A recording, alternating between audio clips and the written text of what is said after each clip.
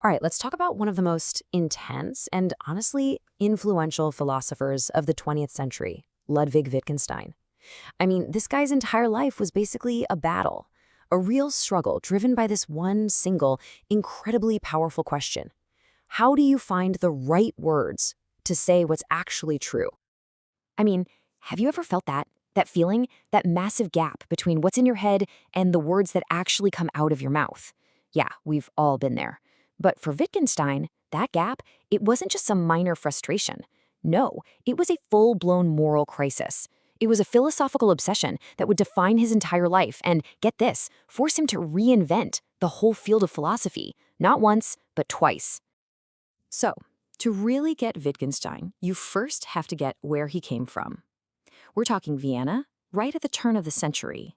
Now, this was a place of incredible culture, for sure, but also deep, deep decay. One writer, Karl Kraus, even called it a laboratory for self-destruction.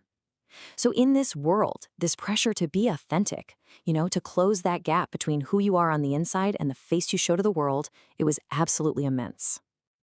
And this pressure, it played out so tragically in his own family. His father was this titan of industry, a steel tycoon, and he demanded that his sons follow in his footsteps, no questions asked. For two of his brothers, Hans and Rudolf, that pressure to live a life that wasn't theirs was just unbearable. It drove them to suicide. His other brother, Paul, he managed to forge his own path in music, becoming a famous concert pianist even after losing an arm in the war. And then there was Ludwig. He was just left haunted by this unshakable, all-consuming need for absolute honesty in everything. This quote right here was his answer to a question he'd asked himself early on. One should be honest, and that's that. I mean, listen to that. It's like a command, right? A moral law that would drive his life and his work. There's no why, no room for debate. You just must be truthful to yourself. For him, finding the right way to say what you think, that wasn't some intellectual game. It was a duty. So, okay, how do you even begin to fix a whole world of misunderstanding? Well, Wittgenstein's first attempt was audacious, to say the least. He basically tried to create a perfect system for language, a way to make it so crystal clear and precise that things like lies and confusion would become literally impossible. And this beautiful line from his notebooks really captures the heart of his idea. He's saying that a sentence, what he calls a proposition, should work like a little model of reality, something you can assemble and test. But where on earth did he get an idea like that? Well, the big breakthrough actually came from a magazine article he read about a court case in Paris. To figure out a car crash, they built this little miniature model in the courtroom, right? Each toy car stood for a real car, each little doll for a person. And for Wittgenstein, a light bulb just went off. He thought, that's it. That's how language should work. A sentence is a picture of reality. The word cat points to the actual physical cat. The word mat points to the mat. And the way you arrange those words, the cat is on the mat. It perfectly pictures the exact state of things in the real world. A perfect one-to-one map. Simple. And he wasn't just, tidying up a few loose philosophical ends. No, he truly believed he had found the final solution to the fundamental problem of language and truth for all of time. So he wrote his book, the famous Tractatus Logico-Philosophicus, and then, in his mind, quite logically, he just quit philosophy. Job done. But of course, it was never going to be that simple. Just when he thought he'd created this perfect system, he was about to run headfirst into its single greatest flaw. See, he'd figured out how to say some things perfectly, but what about the things that matter most? Okay, so here's the crucial point. His picture theory was amazing for stating facts.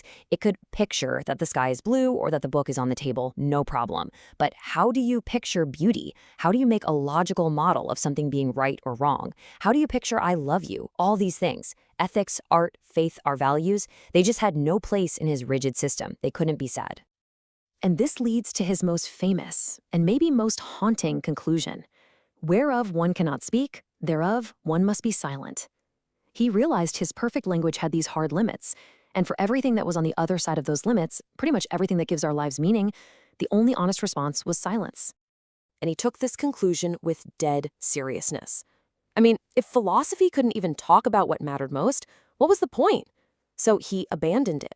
He left it all behind and went to teach little kids in a remote mountain village, trying to find a simpler, more honest life, far, far away from the intellectual games he now thought were just empty. But after about a decade, he realized his mistake. He hadn't solved philosophy, he just completely misunderstood the problem from the start. So he returns to Cambridge and does something incredible. He completely overturns his own life's work with a new and honestly a far more revolutionary idea about how we express our thoughts. So he completely ditches the idea of language as one perfect picture. Instead, he starts thinking of it like a toolbox. Think about it. A hammer isn't truer than a screwdriver, right? They're just different tools for different jobs. And he realized words are the same. They get their meaning from how we use them in a specific situation, in what he called a language game. I mean, look at these examples. The rules for telling a joke are totally, completely different from the rules for giving an order. The word fire means one thing if someone shouts it in a crowded theater, and something entirely different when a general says it to his soldiers. The right way to use your words depends entirely on the game you happen to be playing at that moment. And this new philosophy wasn't just some abstract theory he cooked up. It perfectly mirrored his own lifelong personal quest to live an honest, authentic life, not by following one single rigid rule, but by trying to do the right, simple, honest thing in each and every situation. Just look at the timeline of his life. This is a guy who gives away one of the largest family fortunes in all of Europe. He chooses manual labor, being a school teacher, a hospital porter during the Blitz in London, over the prestige of being a world-famous Cambridge professor. These weren't some grand, empty gestures. For him, they were real attempts to live simply, honestly, and decently, free of all the pretension and phoniness he absolutely hated. And his personal tastes totally reflected this. He rejected all that high culture he grew up with. He found the complex music of Brahms to be pretentious, saying it sounded like machinery. But he absolutely loved the clear, simple, straightforward good versus evil morality he found in American westerns and cheap detective magazines. He always preferred what was direct over what was decorated. And ultimately, for Wittgenstein, the philosophical and the personal were exactly the same thing. The quest to find clarity in your words was the same as the quest to find honesty in your life.